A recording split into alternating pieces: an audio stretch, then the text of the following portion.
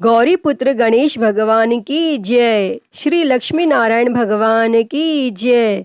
श्री उमापति शंकर भगवान की जय। बृहस्पति देव की जय। प्रिय भक्तजनों, आज हम इस वीडियो में बृहस्पतिवार की व्रत कथा सुनेंगे। बृहस्पतिवार व्रत को करने से मन की इच्छाएं पूरी होती हैं और बृहस्पति महाराज प्रसन्न होते हैं तथा धन, पुत्र, विद्या और मनवांछित फलों की प्राप्ति होती है। परिवार को सुख शांति मिलती है। इसीलिए यह व्रत सर्वश्रेष्ठ और अति फलदायक सभी स्त्री और पुरुषों के लिए है। इस व्रत में केले का पूजन करना चाहिए। कथा और पूजन के समय तन, मन, क्रम, वचन से शुद्ध होकर जो इच्छा हो बृहस्पति देव की प्रार्थना करनी चाहिए और उनकी इच्छाओं को बृहस्पति देव अवश्य पूर्ण करते हैं, ऐसा मन में दृढ़ विश्वास रखना चाहिए। तो भक्तजनों, आइए अब सुनते हैं बृहस्पतिवार की व्रत कथा।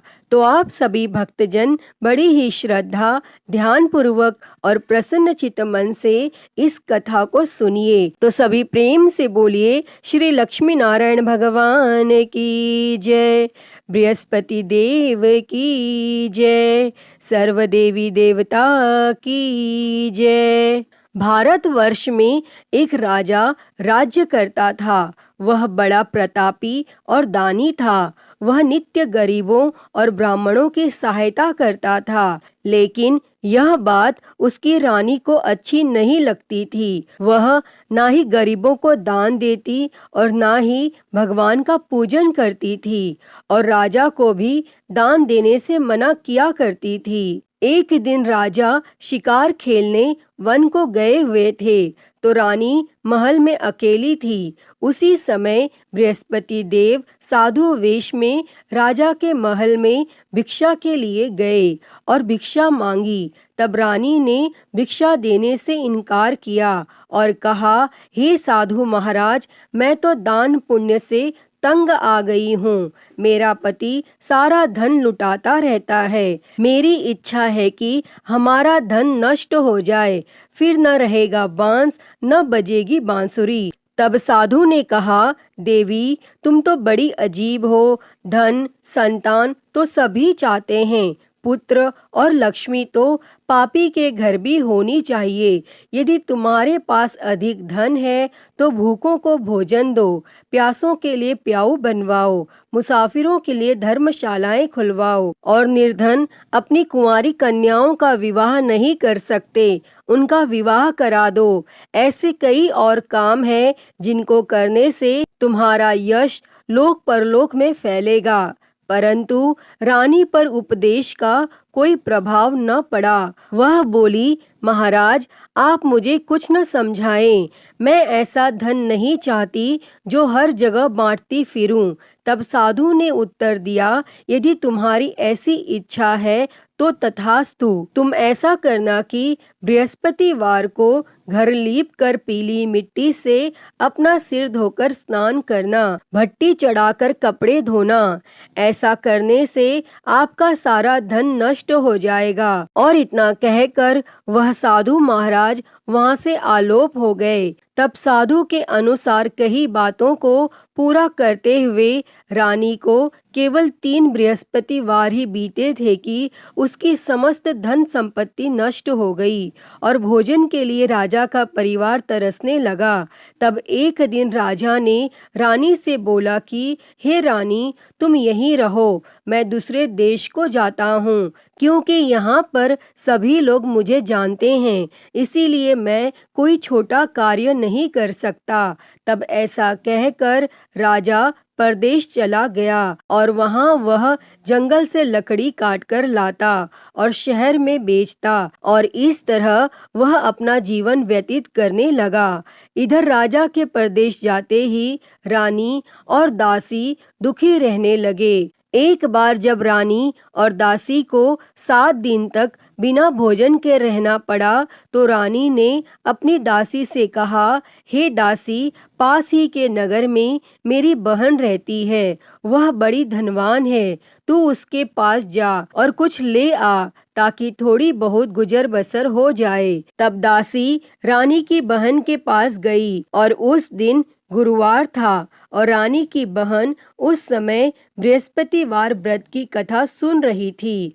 तब दासी ने रानी की बहन को अपनी रानी का संदेश दिया, लेकिन रानी की बड़ी बहन ने कोई उत्तर नहीं दिया।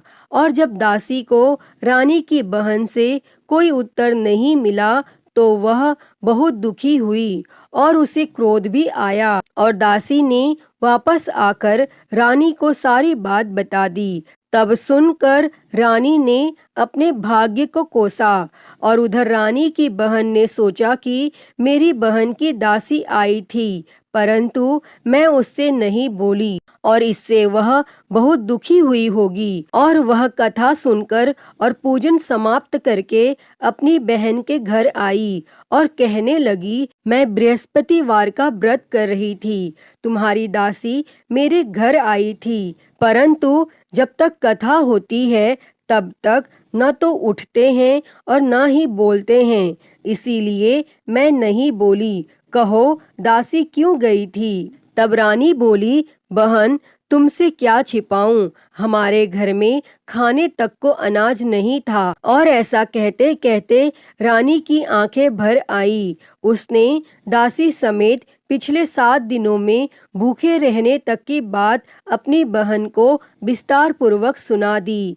तब रानी की बहन बोली, देखो बहन, भगवान बृहस्पति देव सबकी मनोकामना को पूर्ण करते हैं। देखो शायद तुम्हारे घर में अनाज रखा हो। पहले तो रानी को विश्वास नहीं हुआ, पर बहन के आग्रह करने पर उसने अपनी दासी को अंदर भेजा तो उसे सचमुच अनाज से भरा एक घड़ा मिल गया और यह देखकर दासी को बड़ी हैरानी हुई। तब दासी रानी से कहने लगी, हे रानी, जब हमको भोजन नहीं मिलता तो हम व्रत ही तो करते हैं, इसीलिए क्यों न इनसे व्रत और कथा की विधि पूछ ली जाए ताकि हम भी व्रत कर सकें। और तब रानी ने अपनी बहन से बृहस्पतिवार व्रत के बारे में पूछा। तब उसकी बहन ने बताया, बृहस्पतिवार के व्रत में चने की दाल और मुनक्का से विष्णु भगवान का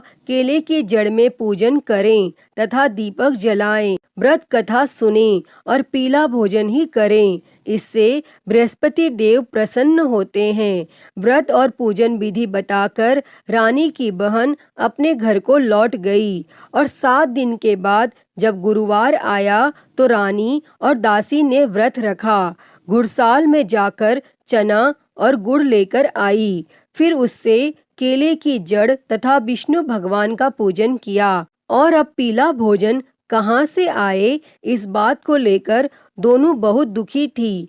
चूंकि उन्होंने व्रत रखा था इसीलिए बृहस्पति देव उनसे प्रसन्न थे, इसीलिए वे एक साधारण व्यक्ति का रूप धारण कर 2 थालों में सुंदर पीला भोजन दासी को दे गए। और तब भोजन पाकर दासी प्रसन्न हुई और फिर रानी के साथ मिलकर भोजन ग्रहण किया और उसके बाद वे सभी गुरुवार को व्रत और पूजन करने लगी। बृहस्पति भगवान की कृपा से उनके पास फिर से धन संपत्ति आ गई, परंतु रानी फिर से पहले की तरह आलस्य करने लगी। तब दासी बोली, देखो रानी, तुम पहले भी इस प्रकार आलस्य करती थी, तुम्हें धन रखने में कष्ट होता था और इस कारण सब धन नष्ट हो गया। और अब जब भगवान बृहस्पति की कृपा से धन मिला है तो तुम्हें फिर से आलस्य होता है। और रानी को समझाते हुए दासी कहती है कि बड़ी मुसीबतों के बाद हमने यह धन पाया है, इसीलिए हमें दान पुण्य करना चाहिए, भूखे मनुष्यों को भोजन कराना चाहिए और धन को शुभ कार्यों में खर्च करना चाहिए, जिससे तुम्हारे कुल का यश बढ़ेगा, स्वर्ग की प्राप्ति होगी और पितर प्रसन्न होंगे। और तब दासी की बात मानकर रानी अपना धन शुभ कार्यों में खर्च करने लगी, जिससे पूरे नगर में उसका यश फैलने लगा। और बृहस्पतिवार व्रत कथा के बाद श्रद्धा के साथ आरती की जानी चाहिए। इसके बाद प्रसाद बांटकर उसे ग्रहण करना चाहिए। और यहाँ एक दिन राजा दुखी होकर जंगल में एक पेड़ के नीचे आसन जमाकर बैठ गया। वह अपनी दशा को याद करके व्याकुल होने लगा और बृहस्पतिवार का दिन था। एकाएक उसने देखा कि निर्जन वन में एक साधु प्रकट हुए और वह साधु वेश में स्वयं बृहस्पति देवता थे।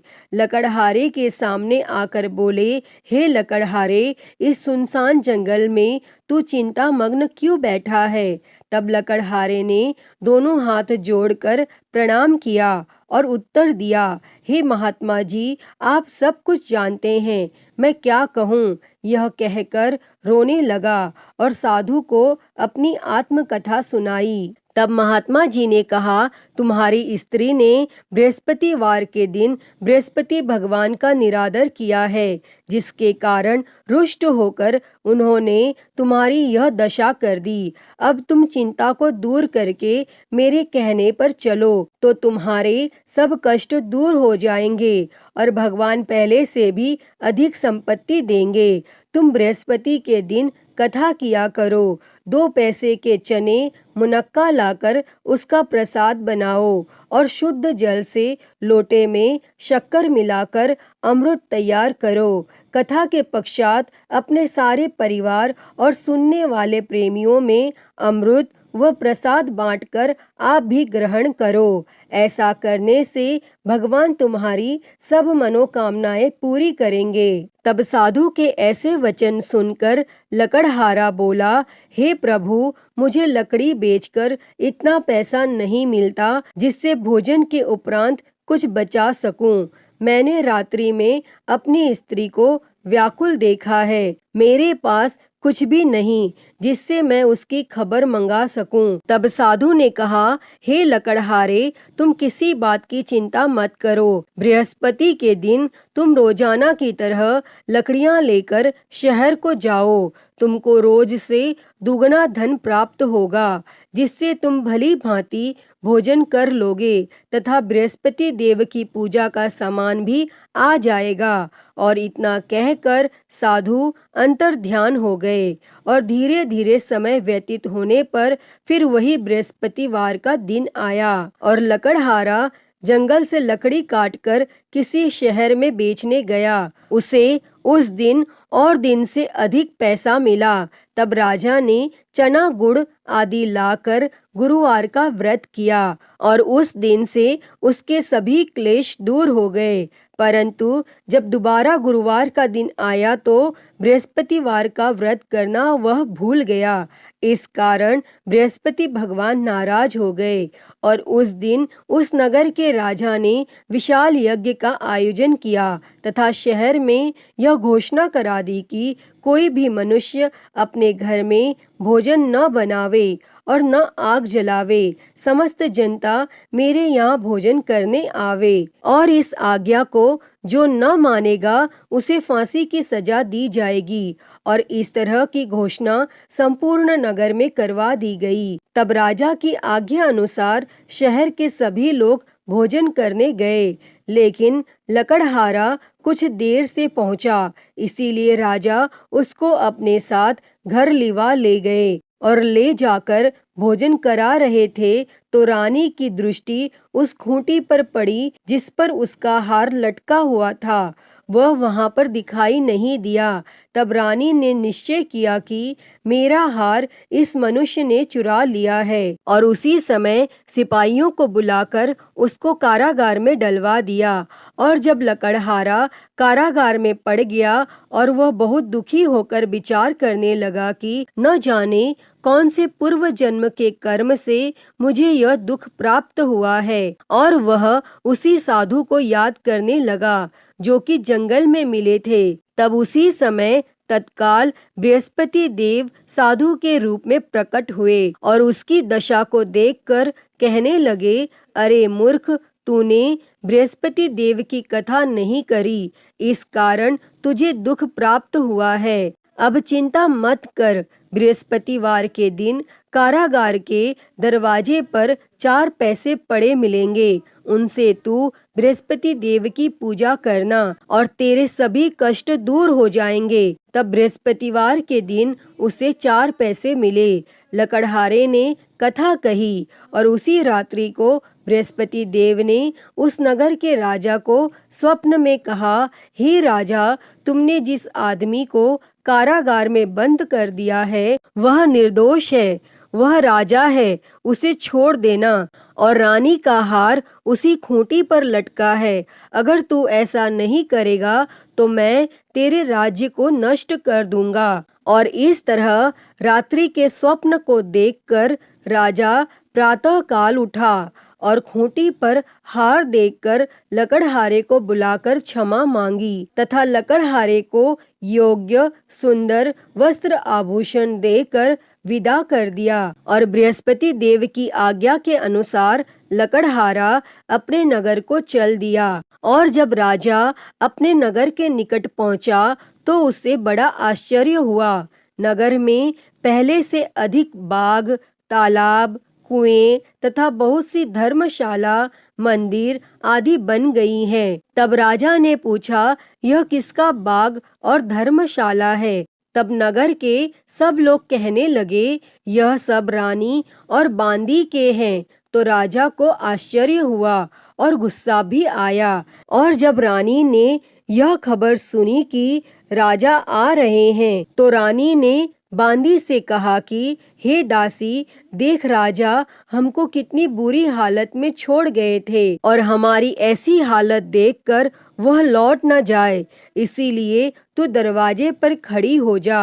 तब आज्ञा अनुसार दासी दरवाजे पर खड़ी हो गई और राजा आए तो उन्हें अपने साथ लिवा लाई। तब राजा ने क्रोध करके अपनी रानी से पूछा कि यह धन तुम्हें कैसे प्राप्त हुआ है? तब रानी ने कहा, हमें यह सब धन बृहस्पति देव के इस व्रत के प्रभाव से प्राप्त हुआ है। और फिर राजा ने निश्चय किया कि 7 रोज बाद तो सभी बृहस्पति देव का पूजन करते हैं, परंतु मैं प्रतिदिन दिन में 3 बार कहानी तथा रोज व्रत किया करूँगा। और अब हर समय राजा के दुपट्टे में चने की दाल बंधी रहती तथा दिन में 3 बार कहानी कहता। और एक रोज राजा ने विचार किया कि चलो अपनी बहन के यहाँ हो आवे।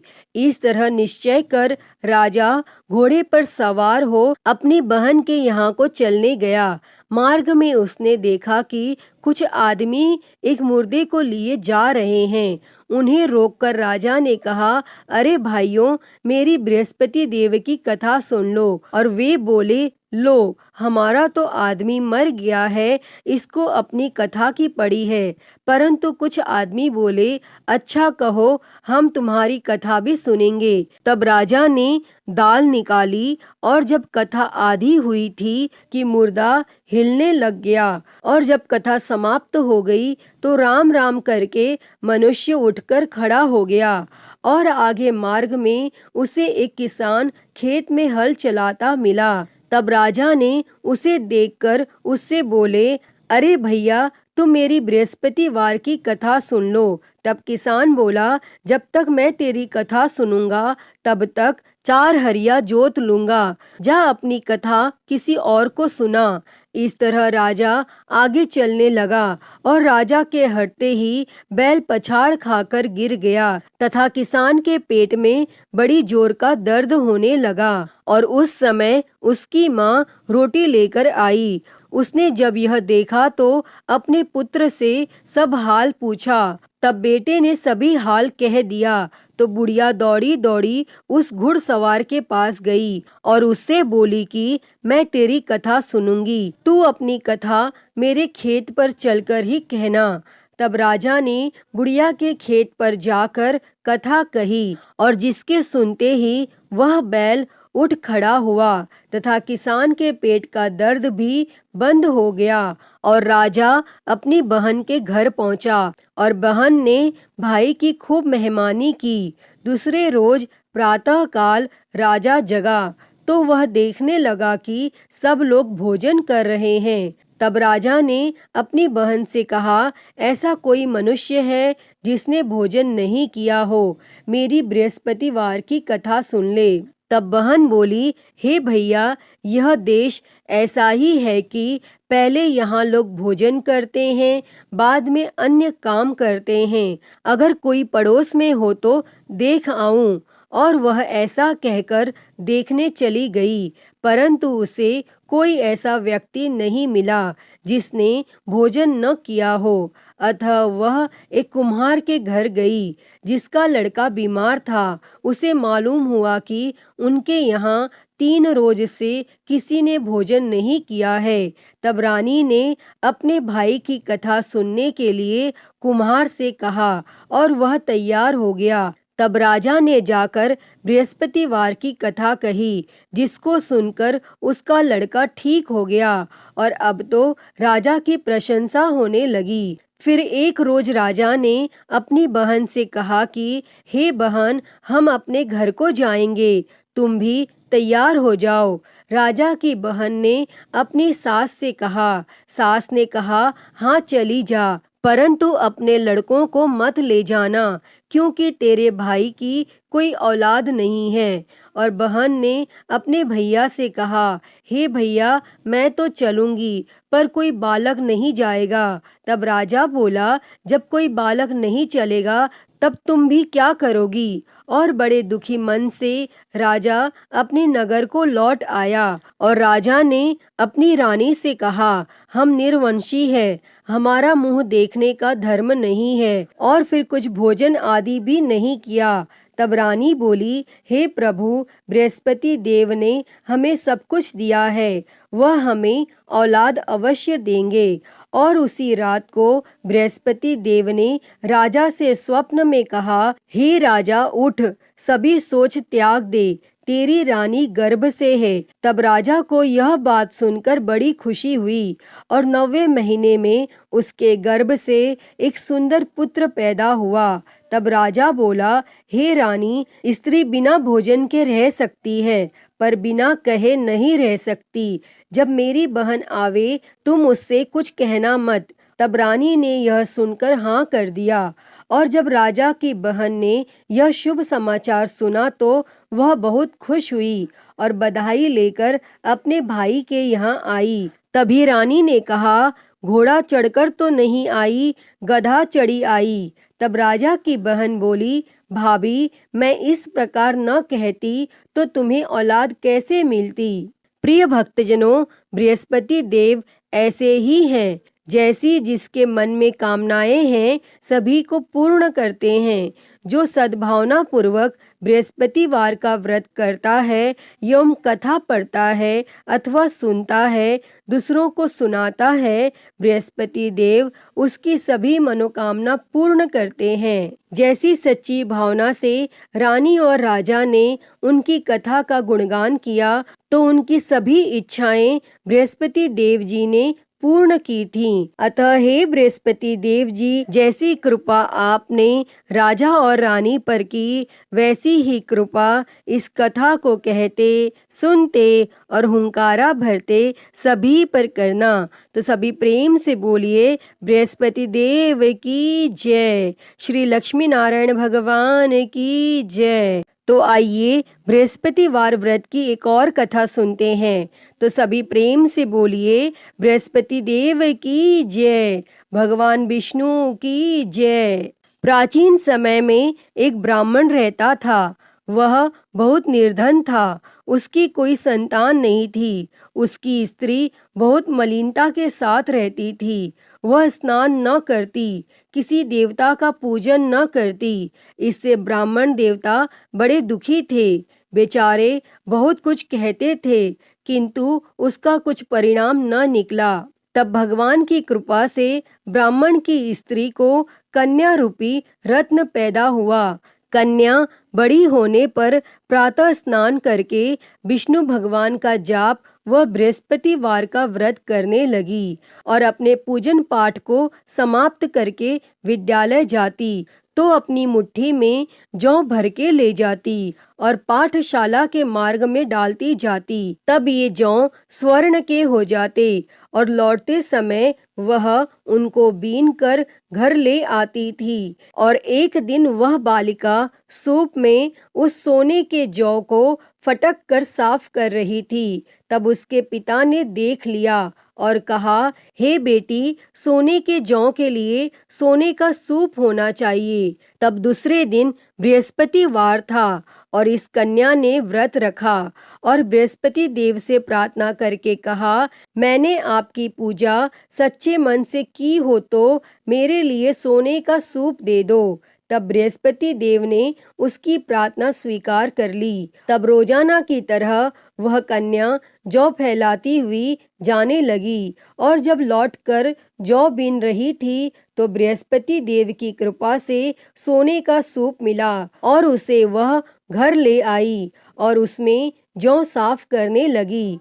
परंतु उसकी माँ का वही ढंग रहा। एक दिन की बात है कि वह कन्या सोने के सूप में जौ साफ कर रही थी और उस समय उस शहर का राजपुत्र वहां से होकर निकला और इस कन्या के रूप और कार्य को देखकर मोहित हो गया तथा अपने घर आकर भोजन तथा जल त्याग कर उदास होकर लेट गया। और जब राजा को इस बात का पता लगा तो अपने प्रधानमंत्री के साथ उसके पास गए और बोले, हे बेटा, तुम्हें किस बात का कष्ट है? किसी ने अपमान किया है अथवा और कोई कारण हो सो कहो, मैं वही कार्य करूँगा जिससे तुम्हें प्रसन्नता होगी। और तब अपने पिता की राजकुमार ने बातें सुनी तो वह बोला, मुझे आपकी कृपा से किसी बात का दुख नहीं है, किसी ने मेरा अपमान नहीं किया है, परंतु मैं उस लड़की से विवाह करना चाहता हूँ जो सोने के सूप में जौ साफ कर रही थी। और यह सुनकर राजा आश्चर्य में पड़ा और बोला, हे बेटा, इस तरह की कन्या का पता तुम ही लगाओ, मैं उसके साथ तेरा विवाह अवश्य ही करवा दूंगा। तब राजकुमार ने उस लड़की के घर का पता बतलाया और तब मंत्री उस लड़की के घर गए और ब्राह्मण देवता को सभी हाल बतलाया। तब ब्राह्मण देवता राजकुमार के साथ अपनी कन्या का विवाह करने के लिए तैयार हो गए तथा विधि विधान के अनुसार ब्राह्मण की कन्या का विवाह राजकुमार के साथ हो गया। और कन्या के घर से जाते ही पहले की भांति उस ब्राह्मण देवता के घर में गरीबी का निवास हो गया। और एक दिन दुखी होकर ब्राह्मण देवता अपनी पुत्री के पास गए। तब बेटी ने पिता की दुखी अवस्था को देखा और अपनी माँ का हाल पूछा। तब ब्राह्मण ने सभी हाल कहा। तब कन्या ने बहुत सा धन देकर अपने पिता को विदा कर दिया और इस तरह ब्राह्मण का कुछ समय सुखपूर्वक व्यतीत हुआ। परंतु कुछ दिन बाद फिर वही हाल हो गया। ब्राह्मण फिर अपनी कन्या के यहाँ गया और सारा हाल कहा तो लड़की बोली, हे पिताजी, आप माताजी को यहाँ लिवा लाओ, मैं उसे विधि बता दूंगी जिससे गरीबी दूर हो जाएगी। तब वह ब्राह्मण देवता अपनी स्त्री को साथ लेकर पहुँचे तो वह कन्या अपनी माँ को समझाने लगी, हे माँ, तुम प्रातः काल प्रथम स्नान आदि करके विष्णु भगवान का पूजन करो तो सब दरिद्रता दूर हो जाएगी। परंतु उसकी माँ ने एक भी बात नहीं मानी और प्रातः काल उठकर अपनी पुत्री के बच्चों की जूठन को खा लिया। इससे उसकी पुत्री को भी बहुत गुस्सा आया और एक रात को कोठरी से सभी सामान निकाल दिया और अपनी माँ को उसमें बंद कर दिया और प्रातः काल उसे निकाला तथा स्नान आदि करा के पाठ करवाया तो उसकी माँ की बुद्धि ठीक हो गई और फिर वह प्रत्येक बृहस्पतिवार को व्रत रखने लगी। इस व्रत के प्रभाव से उसके माँ बाप बहुत ही धनवान और पुत्रवान हो गए और बृहस्पति जी के प्रभाव से इस लोक के सुख भोग कर स्वर्ग को प्राप्त हुए। अतः हे बृहस्पति देव जी, जैसी कृपा आपने ब्राह्मण पुत्री पर की, वैसी ही कृपा इस कथा को कहते, सुनते और हुंकारा भरते सभी पर करना। सभी के जीवन से दरिद्रता दूर कर सभी के जीवन में धन संपत्ति और सुख समृद्धि देना। तो सभी प्रेम से बोलिए बृहस्पति देव की जय, श्री लक्ष्मी नारायण भगवान की जय। प्रिय भक्तजनों, तो मैं उम्मीद करती हूँ कि आपको आज की ये कथा पसंद आई होगी और अगर वीडियो अच्छी लगी हो तो इसे लाइक करें, ज़्यादा से ज़्यादा शेयर करें और कमेंट बॉक्स में बृहस्पति देव जी की जय लिखना ना भूलें और हरिहर भक्ति चैनल को सब्सक्राइब कर नोटिफिकेशन बेल को ज़रूर ऑन कर लें। हर हर महादेव। धन्यवाद।